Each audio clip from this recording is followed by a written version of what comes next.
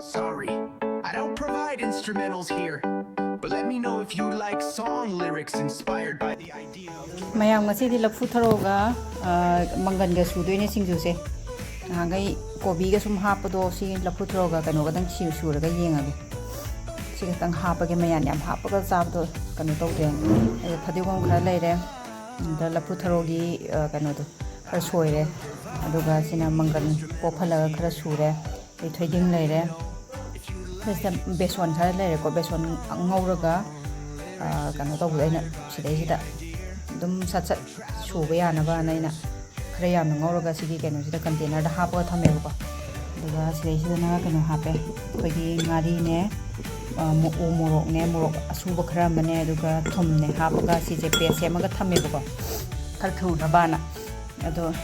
ngasi sida oina singju se sida oina tare Lafutharo ga manggal apopaga suba singju mayam miteng tabinara se dudi mo suba horage me to si se ngari gi paste to ne bako ngari ne umuro kaino ne umuro atek ko adu ne lap sujan minare to ka si ga hawai ma jana to la jana da mai gi tang ha pe sin tang ha sai sa ba se yeng gen dong ni kobi korang ha do ji matam na tam ni kobi do ni hau pe ba manam junam thie ko gi kobi ke ha ani chamna siki kano se manggal ga kano sidang Lafutharo se roina sura ge taw ji kalen saglak ni na bako ko ki lok ke ga taw bu khat pa taw re ani ji ge ina mai na taw ge si han mo ji rani manggal ga ji mo to ga aduga kano se ga mo noi ge ga taw si singju dum amhani ta dai ina makhan mathen do mathen do gi ni sum ani to ran jang ge hawai am thonge palak ne khamen sim mane to ga hawai mai rong bi do aduga simana singju ma le ni aduga hajik sana ma mi lakre sabi na ma mi jing yo rakre office hala ya leiben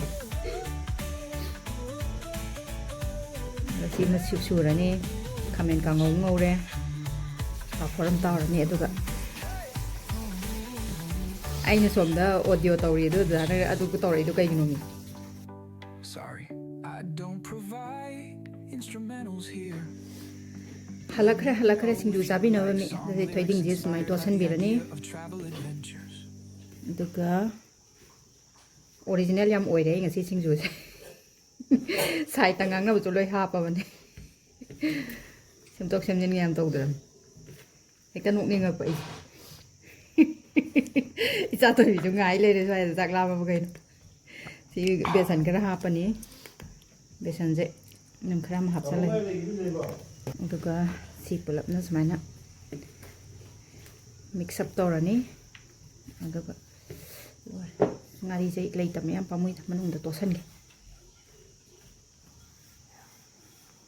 ngari wabani na ngari yaw de khoi mitai di hing ya de na ko ngam de ngari cha da hing nai jing jang wan hing naram daga ai smaina singju gumba to bujai ti lo di hap kan de ko saina daga mayam chumra chumdabra khangde tuning khok ka Lafutharo ga je mix to go phatte kain ka hai ko do ai lip kano de hapsadre tuning khok to hapsadre tuning khok ka Lafutharo ga je chana de ka hai ba ko adugi adu lafu ga di dum tuning khok dum hapnei dun lafu irom ba da de adu khangde Lafutharo de ga chana de hapa to kano to de kain khai adu si loire smaina ai gi Lafutharo ga manggal ga gi singju tu mayam hawroi dran si ba smain to raga kobi yaw da bi da smaina mtang suraga amung yeng biyo kobi yaw ba hojik matam gi kobi prek law ba fresh oi boy ta di ya ba ko adu na tabani na manam da nam thi da ina kalen ga change Lafutharo je singju smain charaga angang ga jamung marak ta ai pizza bi men phai na ina taw ni mayam to si lai re ai gi singju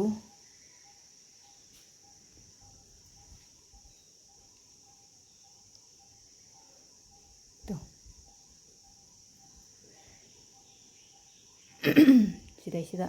manggal khara hapsalani aduga manggal atawbudo hapjalani aduga loire mayam mathangi singjuda mu mathangi mathena mu unarase mayam chak pore ngasigi mathele mayam se hawai mairong bine khamen simbane palak ne kugi mayang palak ne koi mitei palak na ta aduda thonge se hawai mairong biga aduga sidana kugi kanogi khamen arangbodo kugi mayang khamen arangbodo adune manggal ne alu ne tawraga maroi tawraga ngaure aduga mayam singju sine leijere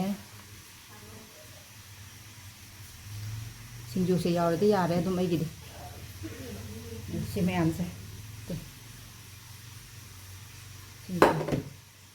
ipuroi bagi chakluk ne mai sem gre si sem loira kan dei mai chak yung sem ani mayam tu ngasigi chakluk mathene merames ne koi ngasi buddha purnima gi merames tobune buko adugi achamba yam nutritious oiba koi chakluk mathel ama leire se koi ngasi